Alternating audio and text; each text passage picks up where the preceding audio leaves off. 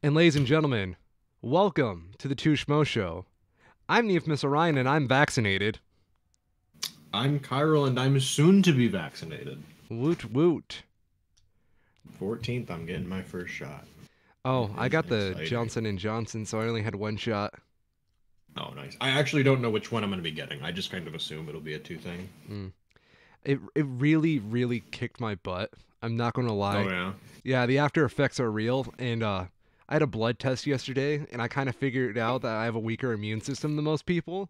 So, kind of why my shot kicked my butt. Yep. So, how's everybody's week going? That's great. What? Great? I was letting the viewers fill in their week. Well, I can think of one individual that's been having a terrible week. Oh, who's that? The captain of that one ship in that one place. I actually saw a really interesting take on that. Yeah. That the captain is should be considered a hero for how he was able to salvage that at all. Really? So and I'm not surprised by this, but almost nobody outside of the shipping industry understands the shipping industry from mechanical side of it, like actually doing the shipping, right? Yeah. If you don't do it, you don't see it, so it makes sense that you wouldn't know it. And I saw on Twitter a pretty long thread by a former ship captain that went through all of the reasons why he felt the captain and crew of the Evergreen actually did an exemplary job of salvaging a crashing ship as best as they could. Because the way that these kinds of things work is that if you are crewing a ship through something like the Suez Canal, for example, which is where that happened, Yep. you don't actually pilot the ship. Your crew does not pilot the ship in the canal. The canal employs people who they will have go on your ship, who are supposed to be, at least, experts for that strait, to essentially take over as a captain in, everything but name, and pilot the ship through the canal the whole way. And as it would be, it turns out that in a lot of cases, the people who do that role are kind of terrible at their job. Really? And they will, sometimes, this guy was saying, they will sometimes literally sleep for half of the journey and just not do anything for half of the journey, literally keep the ship on autopilot. And he said, he was very clear about there are some good ones, but in his experience, the bad far outweigh the good.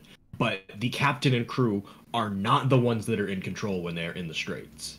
Whoa. And that it seemed like in this case, something like that happened, and then while the captain and crew were not in control, something went wrong, and they had to rush to regain control and, sort of make a crash landing. And they did, and they managed to do it exceptionally well, so that the actual damage to the canal was incredibly minimal, and the damage to the ship was basically zero because they nosed it into a soft sandbank. So it kind of fucked everything up for a week, but it seems that the people who are actually involved with it might have done a pretty good job. Sounds heroic on my, Yeah. just as an outsider, it sounds like heroic to stand up and actually do your job when you're told not to. Right, yeah. Wow. I've heard so many mixed stories about it that I don't even know what's real at this point with the Suez Canal. Mm-hmm. Yep. Because I'm sure you've heard the story about someone drawing a dick on it. I mean, the water. Yep. Yeah. Yep. For those of you that haven't been on the internet, the Suez Canal is this really important, canal between Egypt Yep. and the rest of Europe that pretty much any ship that needs to get through Europe goes through. Pull it up real quick. What's up? Oh. I'm gonna pull it up real quick. Yeah. So It's huge. It is the biggest canal in the world. Yeah, better than Panama. Probably less bodies than Panama as well. Yep. But the Suez Canal got clogged this week by a ship that went horizontal when it should have gone vertical. Yep. The Evergreen. So the Suez Canal links the Mediterranean Sea to the Red Sea, which eventually spills out into the Indian Ocean.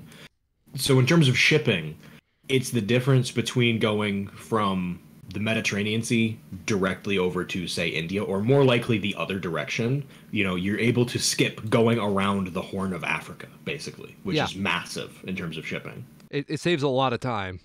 Yeah, like literally weeks I don't know in cases. if y'all know this or not, but Africa is huge. It's really fucking big. Yeah. And going around the Horn? Yeah. No, bruh. Yeah, that's been like this week in memes. Pretty much. Yeah.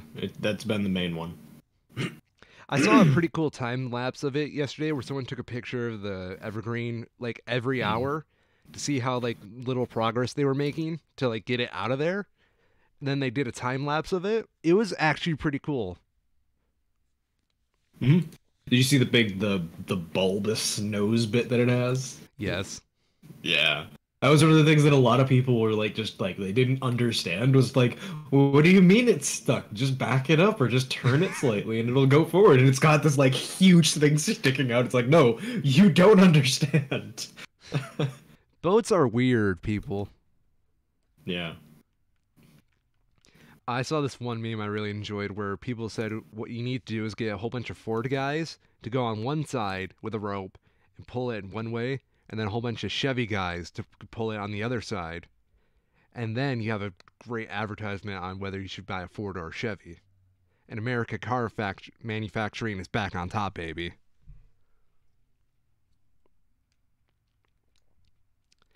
Besides that, what else happened this week? Oh, a lot of things happened this week. There's been a lot of things, yeah.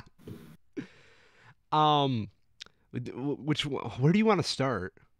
So this is one that I was just learning about today. Yeah. But there has been for a while now, a big push against Amazon for the working conditions that their employees have to work under. Oh yeah. Particularly as it relates to incredibly strict deadlines and timelines that they require houses to abide by, to the extent that there's a lot of stories of people having to urinate and defecate in plastic bottles so that they don't have to go and walk all the way to the bathrooms when they're out in the warehouse. Did you see the meltdown on Twitter with the Amazon accounts? With the fake ones? Were they fake? Yeah. Oh. A ton of Amazon... Well, okay, so there's a ton of accounts that have been found now that were claiming to be Amazon employees that have turned out to be fake accounts. Oh, that's not what I was talking about. Like one of them... Okay. Yeah. What account was that? There was an Amazon account that I saw that was... that one. Yes. Yeah, the meltdown that account had. So one of the Amazon accounts... Which one was it? I know what you mean. I think it was something Amazon about News. how the account was like explicitly just like very tongue-in-cheek, just like, haha, you must be misinformed. No one at Amazon is needing to urinate in bottles. We have great working conditions for all of our employees. It's just like straight up, there is no Bossing Say. Yeah, no, it was straight up there. It was terrible because like this is a well-documented thing. This has been happening for a long time. People aren't coordinating to make this up out of the blue when there's been such a long history of it actually happening. Yes. What is it? Yeah, I'm looking at the account right now. It's Amazon News. So Yes. Elizabeth Warren wrote, "I didn't write the loopholes you exploit at Amazon. Your armies of lawyers and lobbyists did, but you bet I'll fight to make you pay your fair share, and you fight your union busting." Sorry, and then Amazon straight up just has a Twitter war with Elizabeth Warren and Bernie Sanders. Yep.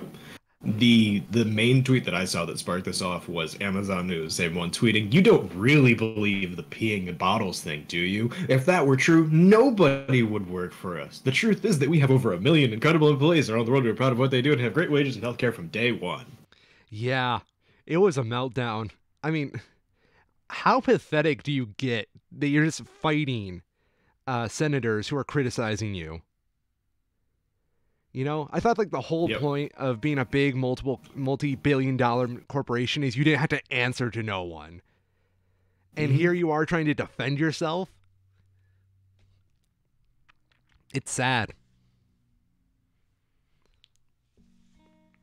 but these are some of the Twitter accounts that have come out as fake. These were accounts that were defending Amazon as Amazon ambassadors. So one of these tweets says, "My name is Leo. I'm an Amazon ambassador and rebin at Jax 2. Any questions about the FC, just ask. I'm also into riding motorcycles, the beach, and or pool. I'm retired public services, see blah, blah, blah, blah." And the Twitter account has now changed its name to Sierra. There's another one who was Michael, who is now Sarah. And then Rick is now James. Why are they changing the identities? Because it seems like these are bot accounts. Accounts. I People see. who are being paid to promote Okay. for Amazon. Yeah. That's what it seems like, at least. Great. They're going to add some diverse accounts so they look more like they're hiring diverse portfolios. One of these accounts, one of these fake accounts, has just completely ripped off the image from one of the Dude Perfect guys. No way. Yeah. Can't they sue? Well, they really Yes, can't. I would hope that they would, because that is his likeness. Yeah. But this one says, what is this? Bert at OK4, unions are good for some companies, but I don't want to have to shell out hundreds a month just for lawyers. Hashtag Amazon unions. Joined March 2021, no followers. That's amazing. Oh my god, the guy's name is at OK4. Like, no one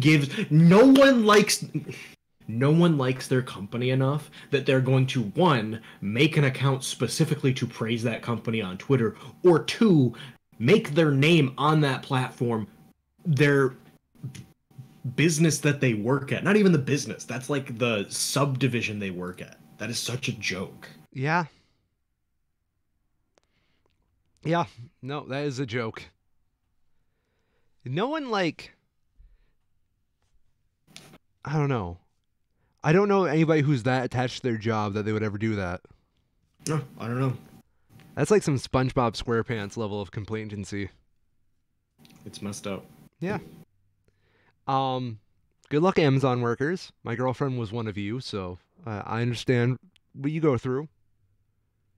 My friend John, who I run another podcast with, is under hostage at Amazon because they keep extending his hours and overtime.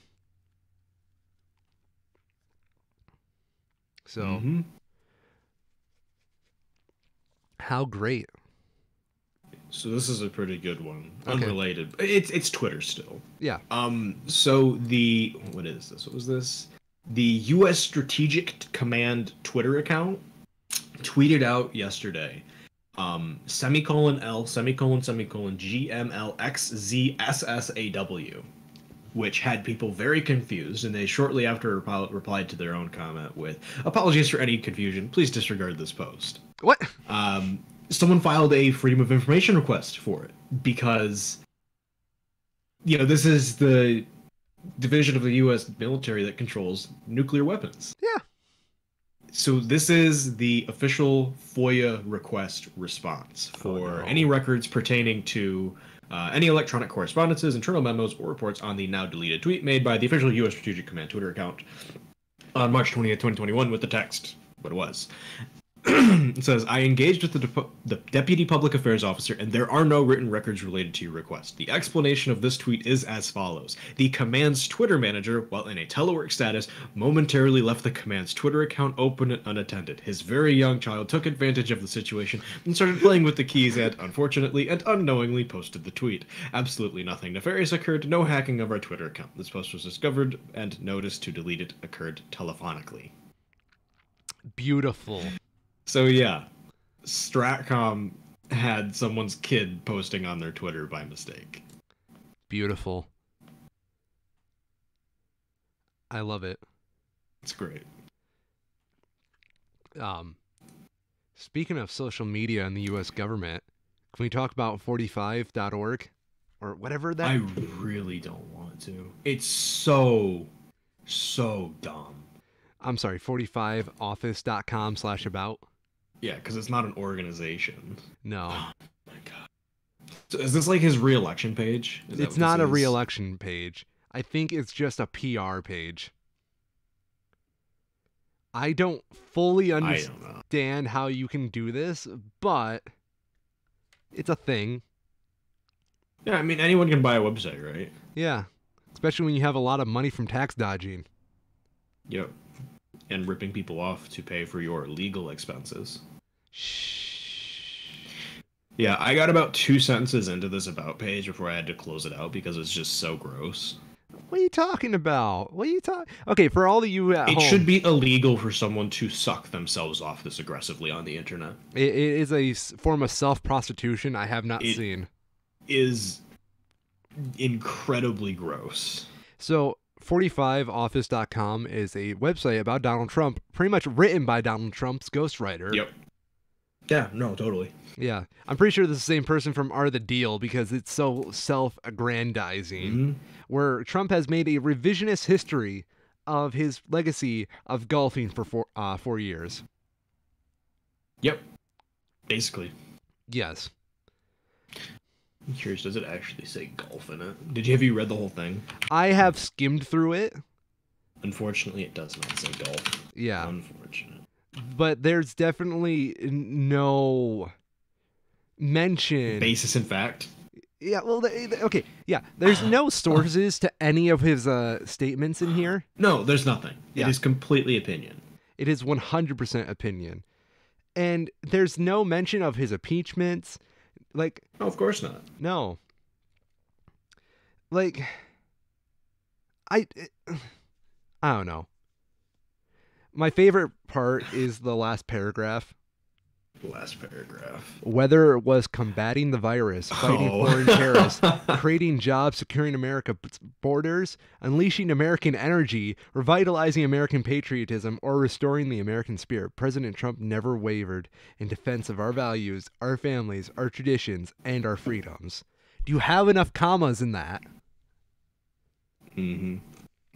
The whole thing is just so gross. It is propaganda. Specifically for talking about combating the virus. They did literally nothing. They literally just Literally sat nothing. on their hands. They did. Yeah, as long as the golf course was open, he didn't care. I just... Through Operation Warp Speed, no. You can't even talk. He calls it the Manhattan Project for vaccines, and I guess if you're talking about its capability to implode on itself in a massive fireball, then yeah, I guess that does fit. That was good. That was really good. I don't know, man. Forged historic peace agreements in the Middle East. Our No, you soldiers didn't. are still there. You very specifically tore down peace agreements in the Middle East. Yeah. Withdrew troops from endless conflicts. No. You left America's allies to die and be overrun by Russian forces. Yeah. It is a It is gross so statement. frustrating to see this because people will eat this up. Oh, yeah. Well, because it just has some pretty adjectives behind everything he does. Hmm. Adjectives are the most dangerous thing in the American language because people don't know how to disarm an adjective without proper sources or credibility or skepticism or cynicism. Mm-hmm. Linguist people, study your rhetoric, study your linguism, understand why people write. Oh my god, I hate this website so much. It is literally just a propaganda page. Go and try and highlight some text. Why? Try it. Okay. What? It's red. It's red. It's red for no reason. It's red. How do they do that? It's just in the website's source code. It's the same way how you can program it if it's like a black background to highlight it something other than black. But Okay. it's gross. Yeah. It's so Ooh. self-serving. We can do a press inquiry. Press inquiry. Can I try and find Why would this be the picture? Like, I get why they chose this picture because it shows Trump in his tiny, tiny self in front of a million cameras, but it's such a low resolution. I'm doing this on my phone, so it looks somewhat decent because my phone's I'm looking at this on a 32-inch screen, and it is pathetically low res. Should I put in a press request for sources for all the grandizing statements in the about page? Sure. Why not? No, this is a stupid form. No. I can ask It is not worth anyone's time. I could ask Donald and Melania directly. We could share our thoughts. There's a share your thoughts page. Ooh. Ooh, there's a contact page. Share your thoughts with Melania. Who cares? Yes. Oh no. Yes. Yes. I want to know what's like the most stupid thing we could share our thoughts with Donald about. I don't even know. Nothing dumber than what he can come up with himself. I don't know. Like, it would have to be something that's so tongue-in-cheek and ironic. Like, Stormy Daniels isn't that good of a porn star. Should we send that to Donald? Should we just harass his mailbox in his mailbox? Okay, one, don't harass his mailboxes. Yes, don't harass people. Yes, please don't. Everything we do is for the sake of comedy and it's hypothetical. Yes. Donald, please don't whack us. Yeah. Just everybody be cool to one another. Everything is all fun and games. So, yes. We have other news though. Let me see if this is the right article here. Go on. Because I heard about this. Yes. So, new charges have been filed against Ghislaine Maxwell for sex trafficking conspiracy and sex trafficking of a minor. Yes. Which are pretty huge because that was always kind of like there's always the question as to how much did she actually do? How much are they going to charge her for? Because publicly, at least, we don't really know. There's plenty that can be assumed, but we don't know at the end of the day. So the fact that they're making these charges now is pretty telling as to what her role actually was. Yes.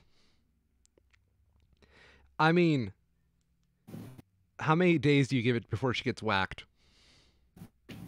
I feel like if she was going to, it would have happened already. You think so? Yeah. I think they okay. I think this is. Can I put on my conspiracy tinfoil hat? Sure. Okay. None of these claims I'm about to say are substance, and they're all purely my conjecture and based entirely on my opinions. But I think the fact that she hasn't been whacked proves that she doesn't know as much as Jeffrey did. No, I think that is true. Yeah. It's just a question of to what extent. Yeah. Yeah. I think there probably were some individuals that Jeffrey knew exclusively. Why am I saying Jeffrey? Epstein knew exclusively that.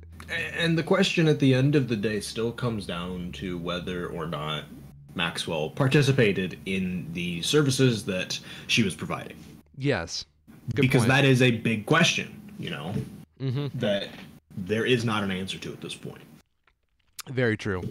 And so far, it does seem like that is not the case, but we don't know yet. I mean, either way, we got him. Yeah. You didn't hear that. What else do we have? Oh, can we talk about gorillas and how they're hypocrites? In a second. Let's get through COVID stuff first here. Oh yeah, COVID stuff. Because there was a pretty crazy article I was reading this week in Texas where National Guard troops were ambushed at gunpoint while transporting coronavirus vaccines. What? This is an incredible story. So yeah. I'm just going to start going through it. Please. So this was on March 24th, which I believe was a Monday. Is that right? I have my timeline right here. So this was on the 22nd this happened. Okay. In Lubbock, Texas, a man armed with a loaded pistol, as well as other weapons in his car. I don't even know how he did it. There was a group of National Guard members who were unarmed, transporting COVID vaccines between locations in a van. They're unarmed, 11 soldiers, and they were literally just transporting vaccines down the road. But apparently, this man thought, where was it? He didn't think they had COVID vaccines. He like thought they were transporting like. Okay, so he later told police he thought the 3 unmarked white vans were involved in the kidnapping of a woman and child. What? Yeah. Where was a 66-year-old evidence? Arizona man who's in Texas. And he did this.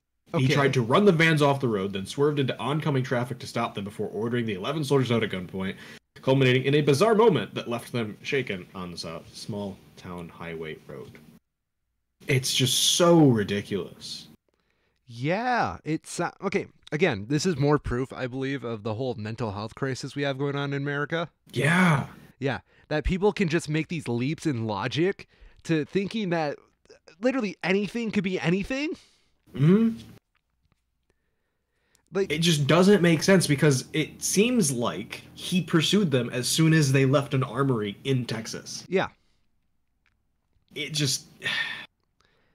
Do the whole thing is bizarre. There is like this point of contention I've heard from a researcher that I follow on Twitter, Renee Hobbs, where she believes that the idea of vigilantism that is upheld in Marvel movies and how they've spread widespread ideas throughout the culture of America and them reacting to the mental health crisis that we have going on right now is leading more people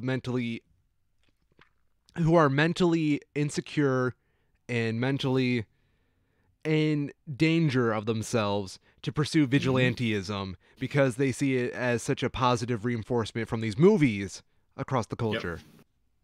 Yeah. Do you believe that? No, totally. Yeah. I would not have a reason to refute it. I think it's definitely one of those things where the more you see the image of a vigilante, the more it becomes more watered down to you. Mm-hmm. Yep. That was one thing that I did like about the Christopher Nolan Dark Knight films, is that they kind of addressed that to an extent. Oh, yeah. In the second or third film? I think it was the third one. Where they have the fake... No, it was in the second one, where they have the fake Batman who are trying to be vigilantes as well. And Batman addresses them directly and stops them as well. Oh, yeah. I think Marvel actually made like a Punisher comic where the Punisher says cops shouldn't be vigilantes. They should be better than that. Mm-hmm. I believe that I really want to do a story one of these days of just the dark side of vigilantism.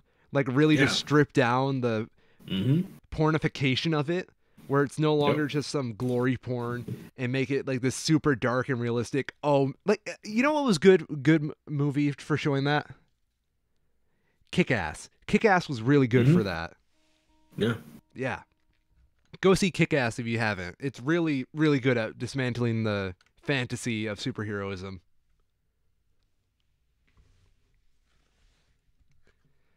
Yeah. Also, don't go robbing trucks without good reason. Yeah, it's so dumb. Yeah, that's a good way to get shot and killed. Mm-hmm. Yeah. What else do we got? Can I go on my Gorillaz rant yet?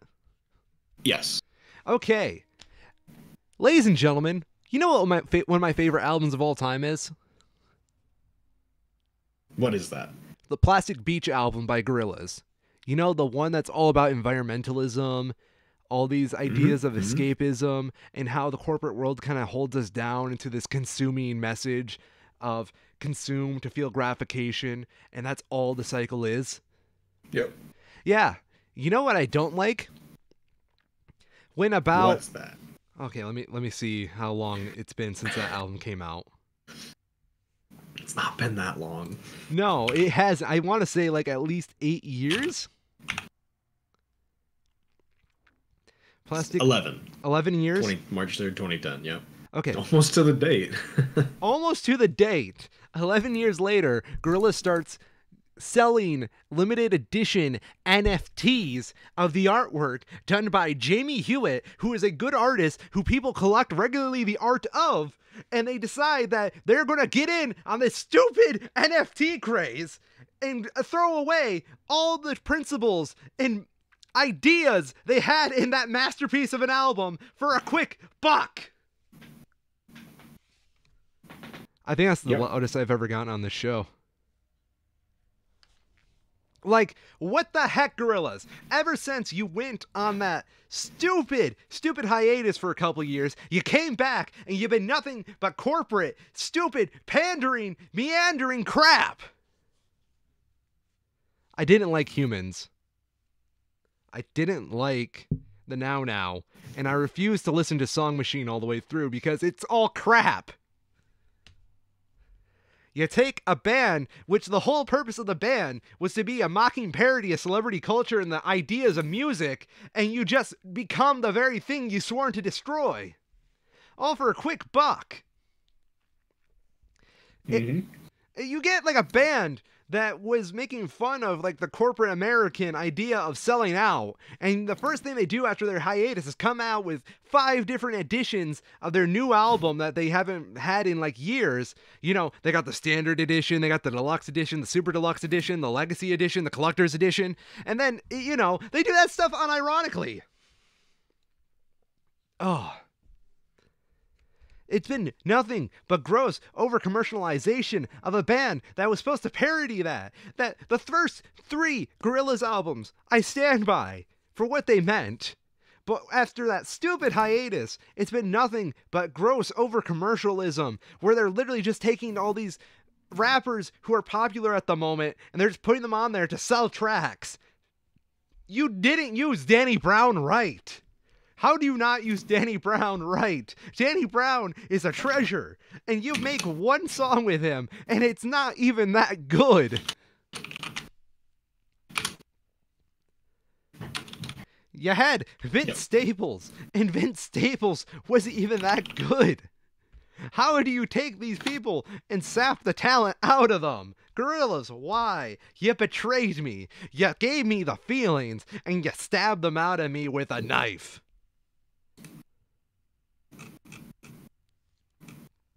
I was holding that in for a while. Yeah. It's good to get it out. Really, the whole NFT things is so frustrating. Yeah, corporate America. Why are you getting in on NFTs? They literally make no sense. I don't want a link to art. I want the art. Yeah, I am surrounded. That was one of the best points I've seen about this. Is if you're going to spend this kind of money, if you're going to spend any kind of money on an NFT, why aren't you just buying a commission from the artist? Yeah. Really, it is anti-artist as far as I'm concerned, because you're really just adding a middleman between the artist and like the consumer. The person making that NFT link is the one who is just unnecessary in all of this. Yeah. I don't understand it. You're literally, that NFT link is a hyperinflation on art itself. I was listening to a podcast recently, Stegman and His Amazing Friends, where they were talking about art and original art and how people collect comic book art. And someone in the audience, because it was a live stream, asked this art collector what they thought about NFTs. And he literally said, well, okay, he kind of dodged the question around it, but he pretty much said it wasn't a good idea. Yeah. Yeah. Crypto is such an overinflated bubble. And if you think you're going to win big on crypto, that bubble is going to pop on you one of these days. And when it does, I'm going to laugh in your face. If you want to invest in something, invest in the stock market. There's nothing wrong with that. Nothing's ever gone wrong there. Shh. You know, only 100 years later. Was it the Great Depression 100 years ago? Something like it. It was close, at least. Yeah. I don't know. Corporate America, stay away from NFTs. We should just stop NFTs in general. Don't buy an NFT. Support an artist. Don't support a chain blocker. That being said, if you do like the new thumbnail of this episode that based off our award-winning Zack Snyder cut Justice League episode, you can buy the NFT at www.foff.com.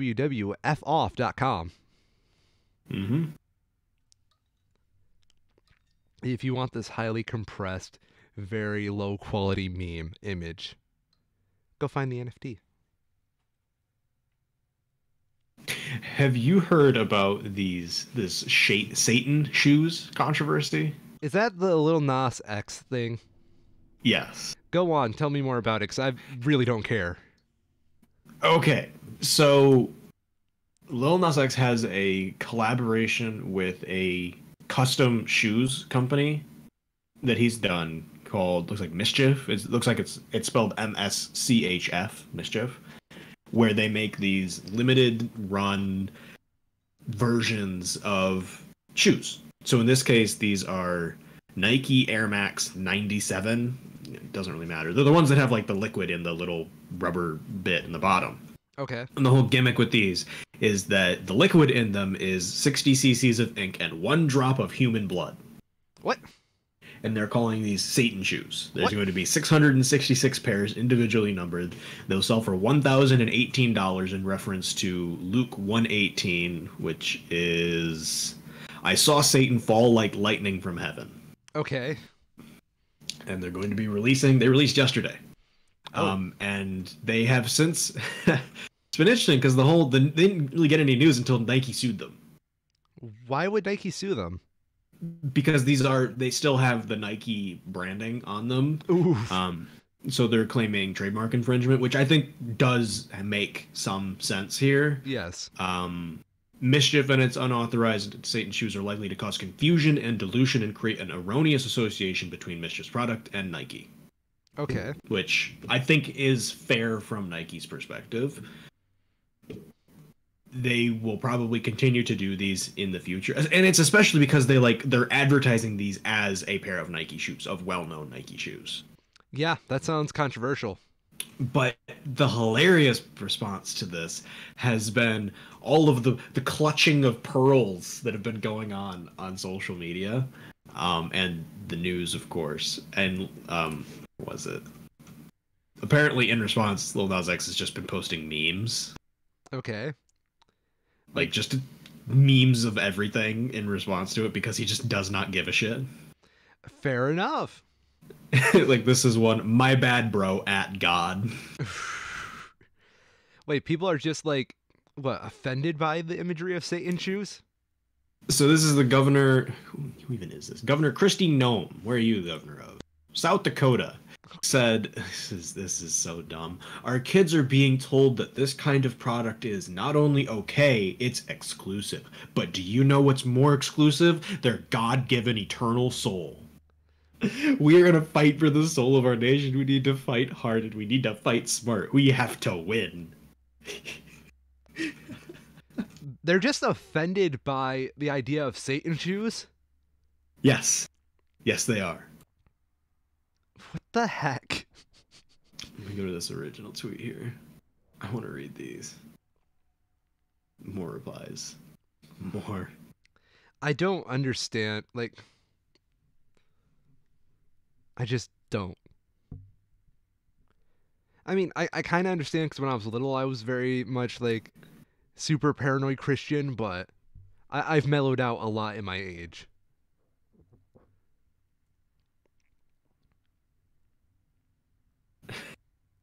What do you see? It's just, there's just so much dumb back and forth because of social media. Everything's dumb. Oh yeah. Take your intelligence, divide it by 2, and then divide it by 2 again, and that's your intelligence on social media. Don't divide by 4. That's too easy. Gotta divide by 2. Box covered in children sacrificed to Satan and 666 people wearing shoes glorifying it. Repulsive. I'm physically ill from this. I rebuke it in the name of Jesus. Okay. What? What? Like, for one, no one's gonna wear these shoes. You don't spend $1,000 on shoes to wear them. No. These are gonna sit in their box forever.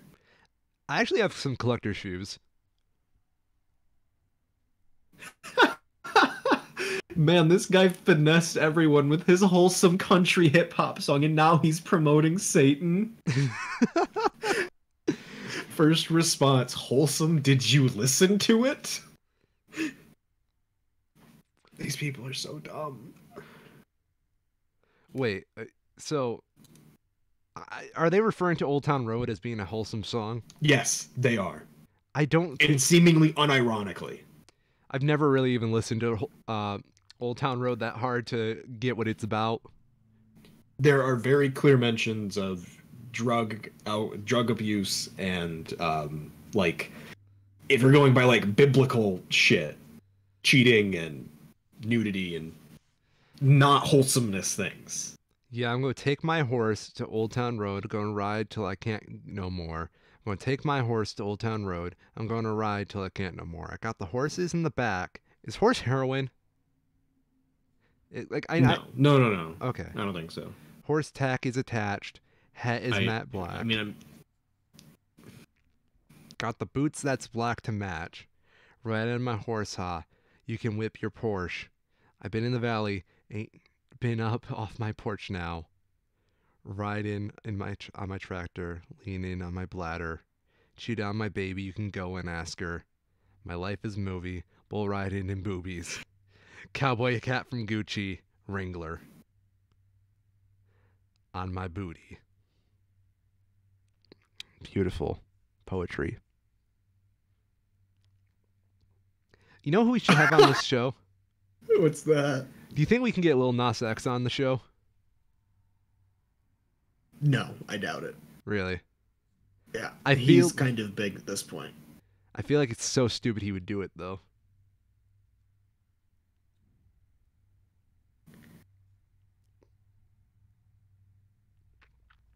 So what are you laughing at there, boy? These replies are just so peak Twitter. Really? Yeah. Like, there's obviously the Bible thumpers and the pearl clutchers, but then there's this one guy that's like, well, actually, there's blood in all of Nike's shoes. That's funny.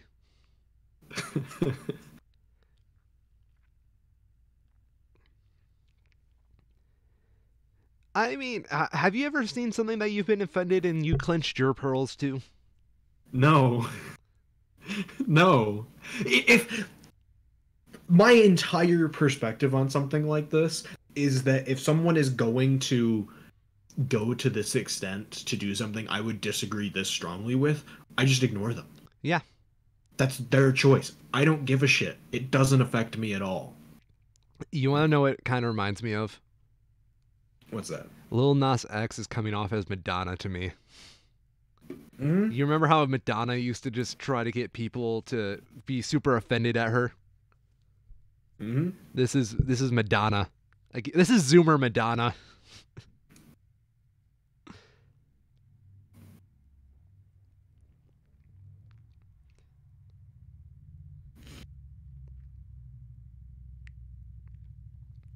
So, what else do we have? What else do we have? I'm still looking at some of these memes, sorry. Oh, no, go ahead, man. Meme it up. See, this is some good shit. I'm gonna send you this one. This is something Lil Nas X tweeted out. It's just me after the Nike lawsuit, and it's got Squidward asking for spare change in his cardboard box. Beautiful. It's great. There's someone with a motorcycle parked right outside my house, and I can hear them. And it's coming off on my mic. I can see it. Bye, motorcycle man. He's so cool. So the last news story I have is that Japan's cherry blossoms have apparently had their earliest peak since 1812. Okay. Mm-hmm.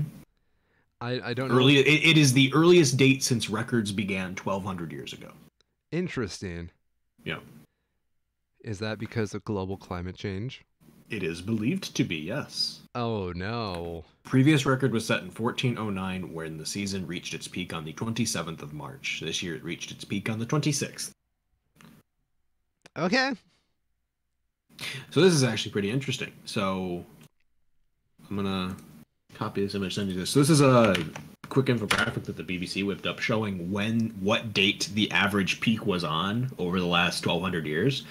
And there's a very clear tailing off in recent years where the peak has been statistically on average closer to or earlier in the year than it has been previously. Yes, I can see that. Very interesting. Very interesting. Yeah, yeah. Oh, here's a story you might enjoy, Kyril. What's that? Galapagos Island airport staff discovers 185 baby tortoise wrapped in plastic inside suitcase. Oh, Yeah. I hope they're not dead. That would be horrible. A tourist was trying to smuggle the animals off the island on Sunday morning, according to officials. The tortoises were discovered by staff at Seymour Airport on the island of Baltra, located in the Pacific Ocean about 600 miles off the equator. I'm not seeing anything about. They're undergoing veterinary reviews right now. Okay, so they're not immediately known to be dead, at least. Yeah, if I'm gonna be very honest with you, I wouldn't be surprised, but I wouldn't either. because they're little But, babbies. here's hoping. Yeah. Oh my gosh, I'm seeing it right now. Like this was bad. Yeah, that is a lot of baby turtles. Well, so like I'll send you the photo I'm looking at right now. You like they're Looks opening bad. up the suitcase and they're like all individually like wrapped in plastic. That's so fucked up. Why would they do that? Like, what were they trying to do? Keep them With from them? hurting itself? I don't know. Like Oh my god! you see like They the would other just one? die. Yeah, they're suffocating in there. What the fuck? How'd you fit all them in there? That's what I'm kind of curious about. Baby turtles are surprisingly small. Okay. I'm just glad they found them. Yeah. But like, those seem to be a bit large-ish, but they can get quite small. Like you can see the guy holding two baby tortoises, and then you see what I'm assuming is the shrink wrap that was on them. Yeah, that is what it looks like. It looks like they're all individually like in a plastic bag. Yeah. How do you So do messed that? up. The guy just walked around, scooped them up, put them in bags, chucked them in their bag, and tried to walk out with them. Jeez. Just glad they got. I mean, I'm glad they got caught, but it makes you wonder how many don't. Yeah. Right? No, this is obviously something that someone's believed they can get away with for very good reason. But yeah, my thoughts and prayers go out to those little baby tortoises. Mm-hmm. The illegal sale of these rare tortoises can yield thousands of dollars, but smuggling any animal off the island can result in 1 to 3 years in prison.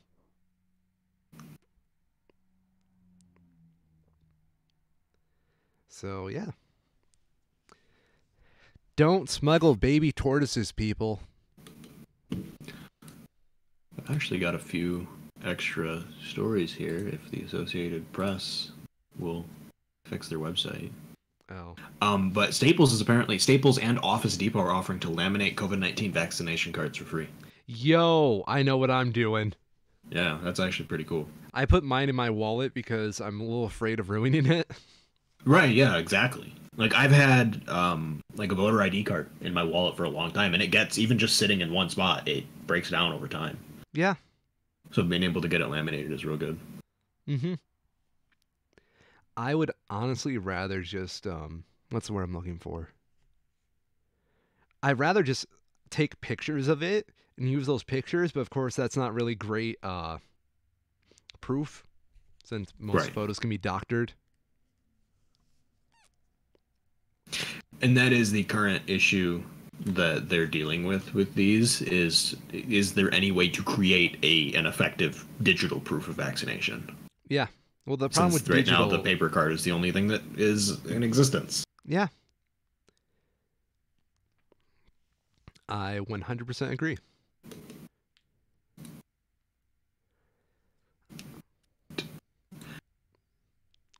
In other news, though, GameStop has apparently hired a former Amazon executive as their chief growth officer. Do you need more growth after what happened to GameStop?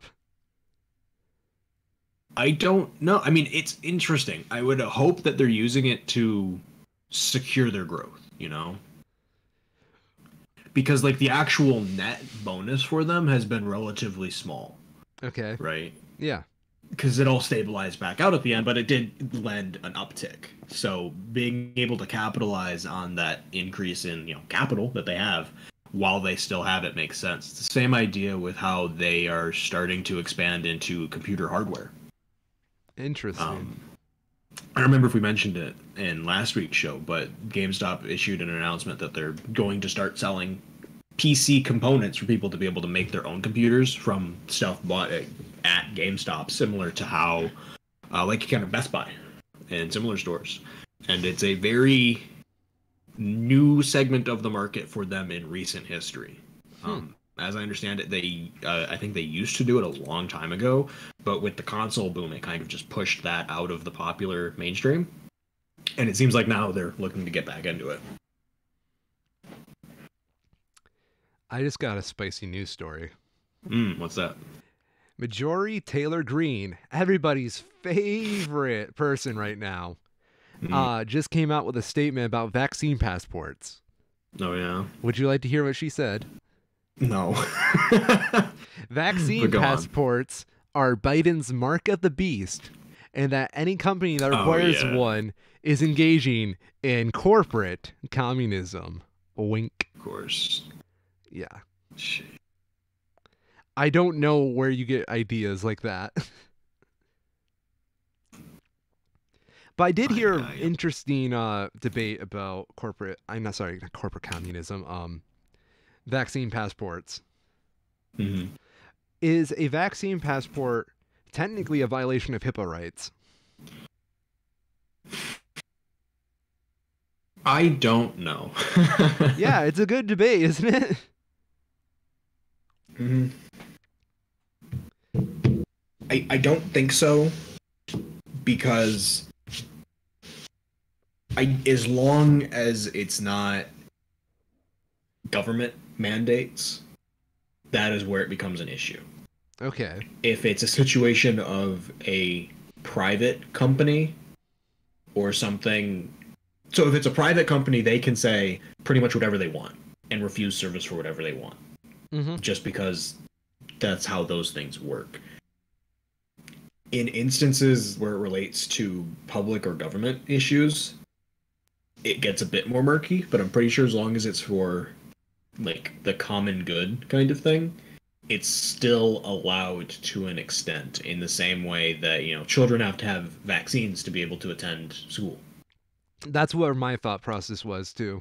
I think this falls into the same realm as that. Good point. Very good point. Last piece of real news I have, a poll by Gallup has found, for the first time in their 80 years of polling, less than half of American adults belong to a house of worship. What? So, when they define a house of worship, do they mean just going to a church or any religious institution? For the first time, fewer than half of respondents reported membership at a place of worship. So it does not mean that someone is not religious, but that they don't have a physical place that they go to, like a physical public place that they go to, or a membership to a place like that. Well, that just makes sense to me because of the lack of trust in religious authority figures that has been arising in the West. Yep. Yeah. It has been a pretty steady and noticeable decline, though. So in the late 90s, the number was close to 70%, and then steadily through the 2000s, 70, 64, 61, 57, 55, 50, and it's surprising to see how much it's dropped in like the last 5 years. It's gone down by almost 10% in the last 5 years. Well, I like to say there's a cutoff date for certain individuals that lean into that perspective, especially with the virus that's been going on, and a certain demographic that's way more susceptible to the virus that were greatly misinformed by said religious leaders and authority figures. Yep. 66% says, it's not like today's young people are particularly unreligious. Gallup finds that 66% of adults born before 1946 say they belong to a church, 58% of boomers, 50% of Gen X, and just 36% of millennials say they belong to one. It is a longer-term generational replacement that's driving these longer-term trends. I mean, I see why. I really do. Yeah. Oh yeah. Yeah. Um, expect like if I'm gonna The be internet honest, is a hell of a drug. yeah. Martin Luther is smiling right now. Hmm. It is an interesting. Well, I don't know. It's not interesting because it totally makes sense, but it's interesting to see it actually happen. Yeah. Yeah. I would not have expected it to be to that point yet. It is very interesting though, because at least in America, that's always been kind of like the mainstay. You know, you have the religious, particularly the religious right, Yes. that has been a dominant group. And to see such hard evidence that that might not be the case is very interesting. Well, I think this is where a lot of those right-winged figures are kind of shooting themselves in the foot, especially with this darn pandemic, where Mhm. their misinformation has caused a lot of people to die. Yep. And that's really going to screw their numbers over and a lot of public distrust towards their way. Yep. Yep. Looking at you, Carlson. Hmm. I hate to use this phrase, but it sounds like Darwinism is killing church. Basically. Yeah. I mean, some of the biggest drops, though, have been as a result of the scandals that the Catholic Church in particular has had with their stance on gay marriage, the pedophilia, massive issues that they've been having. Yeah. No, I would say the Catholic Church scandal with pedophilia was the first major nail in the coffin of public distrust in religious figures. And then you got stuff like televangelists who take faith healers, televangelists who take advantage of that reliant need on religious authority figures, especially like figures like Peter Popoff. What is that? Peter Popoff? Yeah. The dude was like a massive faith healer who was a scam artist. Like, Gotcha. Yep. yeah. He's like the face of scam artist faith healing. Right now, he sells miracle holy water that can cure any disease. Oh, yeah. Yeah. Have you seen the new Suicide Squad trailer? I have not. Ooh. It is interesting. Really? Yeah. It's hard to say if the movie will be good yet. But knowing that it is just James Gunn directing it and seeing who they have on their cast, it seems like it seems like they're going in the right direction compared to the first Suicide Squad. Really? Because the first Suicide Squad had the sort of, the Suicide Squad was kind of silly, but the villain that they were fighting was not at all. And there was these, more serious, darker overtones to it. Whereas we now know that, it at least seems, the villain is going to be... Oh, what's his name? Let me see if I have this right. I'm watching the trailer right now. Starro. Starro. Yeah. Interesting. And it's apparently a serious villain, but also looks incredibly silly.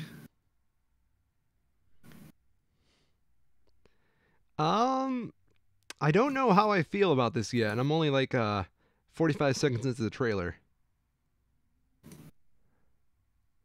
Why is there a wolf licking the... What?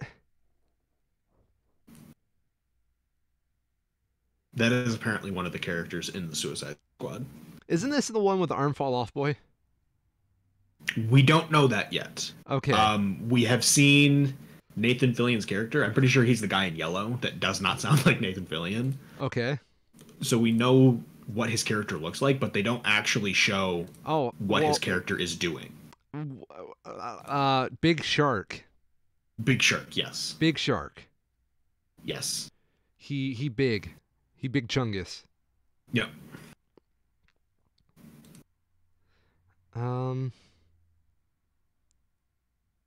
Yeah. Is that Peter Capaldi? I don't know. That looks like Peter Capaldi. Yes, it is. Okay. Peter Capaldi is Thinker. Okay, I kind of have to watch this now because Peter Capaldi is one of my favorite actors. Yeah. I think it'll be interesting though. They have a huge number of people in the cast, and one of the questions is, are they going to do the thing where all like the A team dies at the start of it and they have to send the B team in, kind of thing? Interesting idea. Which would make a lot of sense Yeah. because you have a large number of the cast that isn't really shown much in the trailer, but has a bunch of big name people. Pete Davidson. What was the other guy? Sylvester Stallone. Yeah, is he the shark? So I think he plays the shark, but I'm pretty sure there was another character that looks an awful lot like him. But there's clearly like two teams that they have in this movie, from the trailer at least. And it's not really known what's going to happen from that perspective. Okay. Yeah, no, I'm interested. It doesn't make me want to gag myself, so there's an improvement. Right, yeah. I'm glad that there's no Joker. Yeah, that's honestly all I care about. Yeah, Harley Quinn just as Harley Quinn is a much more competent character than Harley Quinn with Joker. Oh yeah, well, the problem with Harley is she was meant to be a sidekick to the Joker. Mm-hmm. And I feel like whenever you have her near the Joker, she kind of like goes through a character regression into what her original role was supposed to be instead of all this development that we've added onto her. Yep. Speaking of DC, Mr. DC fanboy, I heard you watched a lot of DC movies. I've been trying to get caught up because I'm not a DC fanboy at all. It's like the opposite problem. But yeah, with the Snyder Cut that came out, I figured I should probably get caught up since we are also going to be getting, at least in the next year, just as many DC films as Marvel ones. Yes. After that, it's a bit murky, but we've got the Suicide Squad, and there's the shit with Flash. So yeah, I watched Batman vs Superman and the original Justice League this week. Which was better? Batman vs Superman by far. I agree. It is not even close. Batman vs Superman tells a story, and I really like. Let me see if I remember his name. Can I just type BVS? Will it pull it up? Yes, it does. I really like Jesse Eisenberg's portrayal of Lex Luthor. I think he did a fantastic job. I don't know how I fully feel about his portrayal. I really enjoyed it. His very clear descent from evil but sane to still evil but very clearly broken. Yeah. I found very good. I feel like he was kind of like a Wile E. Coyote cartoon this whole time. Oh yeah. I mean, he was by no means a main character. Yeah. And he's a bit of a caricature, but his portrayal in BVS, as well as the final scene that we got at the end of the Snyder Cut, teasing him and Slade working together, makes me excited to see where they take that. Because that is probably the most competent cross-movie storytelling they've done so far in the DC films. Just Jesse Eisenberg's Lex Luthor. Yes. Because everything else has been pretty self-contained to the actual films other than, Superman dying. Yes. That's something I did notice a lot with these DC movies, is how for someone who really wants to make their own cinematic universe, a lot of these films are really self-contained and not in a good way. Yep. I don't know. I don't really agree with a lot of the metrics that they have here. I agree with IMDb's here, but Rotten Tomatoes has it at 29%. That seems low. Yeah. Metacritic has it at 44%. That seems low. IMDb has 6.5. That seems right. It's a solid 6, 7, 7.5 kind of movie. it's by no means perfect, and there's some very obvious dumb flaws in it. Like the whole the whole Martha scene in particular was memed to death, and justifiably so, because Yes. it's very dumb. Yes. There's a pervasive issue with all of DC's films when it comes to writing. Mm-hmm.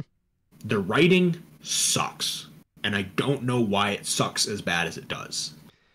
I think it's honestly they don't have anybody attached to the characters that well. I don't know. Because like I maybe. But even as their own stories, they're still really bad. Like, okay, BVS with the whole Martha thing. Even if you're not viewing this as a DC film, it is its own self-contained thing. The fact that they need to cut to a flashback after Superman says they're hurting Martha to explain to you that Batman's mother's name is Martha, for that to make any sense, is shit. Yeah. They should not need to do that, and it's poor writing that they want that to be some pivotal turning point in the story, but they haven't done any of the legwork before that point to actually set that up. You know what I think it is? What's that? I think the idea is they want to connect the human side of Batman to the human side of Superman. Oh yeah, and that's a great idea. Yeah, it's a beautiful idea. I like the idea of the symmetry between them, like connecting as humans.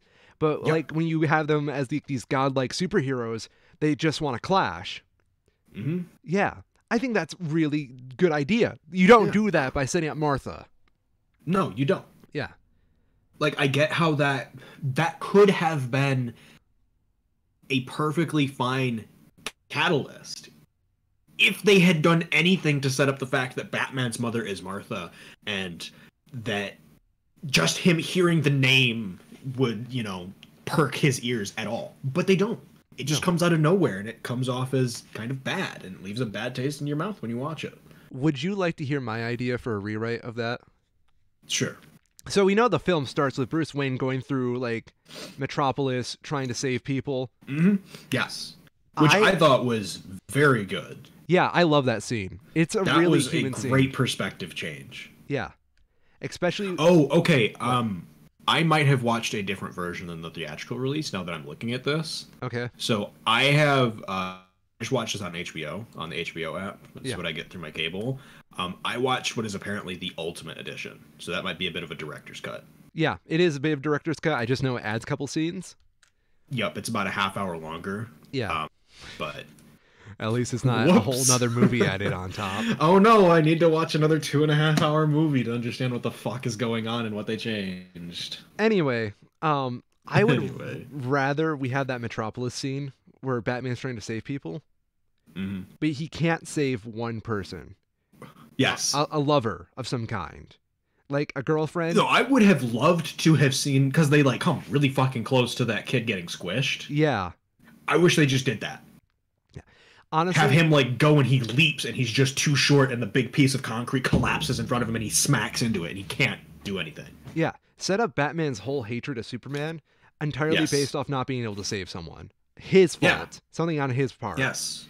And- or if you want to just keep it the way Batman needs his own movie. Yeah, he really does. Imagine you just take that first scene and imagine there's a half an hour before that establishes who Batman is, what Wayne Enterprises is doing then, who the guy who dies, who he's on the phone with, who that person is, establish that he and Batman have a close personal relationship, Mm-hmm. and then go to that. And then have Batman become Batman. Yes. My next idea would be that when they're having that whole Save Martha thing, it would have been so much better if Superman's like supposed last words were just to be save someone else. Like if it just like bonded them over the fact that they're both like trying to be heroes who obviously need to try and save someone. That would have been a little more better, having Batman built up as this tragic figure who couldn't save everybody. And Yeah. Superman in his last moments is like, can you please just save these people for me and I'll die perfectly fine. Yeah, right. Yeah. Just something. Humanize them by their faults. You know, if Yeah. they shared a fault or something like that. If Superman's about to realize he's a failure and he just wants Batman to do what he couldn't, That'd be fine. Mm-hmm. Yeah. Yep. Instead of Martha. My mother is Martha. My mother is also Martha. Dude, I'm still killing you. Stab. I'm taking your Martha away. She's my Martha now. So I'm curious. So have you watched the theatrical cut for BVS, I take it? I'm assuming I did. I don't know which cut I saw. In the cut that you saw, did they have the like flashback scenes of Batman, like Batman with the gun? No, I don't believe so. Okay. Oh, that's so weird. It's kind of frustrating because it seems like Snyder or whoever the fuck did Snyder direct it? I assume he did. I think so because they wanted him... He did. Yeah. It seems like Snyder wants to tell a different story than the DC Studios is letting him in the theatrical cuts, so he's instead telling them through these director cuts. Mm-hmm. And I will completely agree with him. The story he is trying to tell seems so much better than the story they are actually telling. Yeah, studio mandates. What can I say? They suck.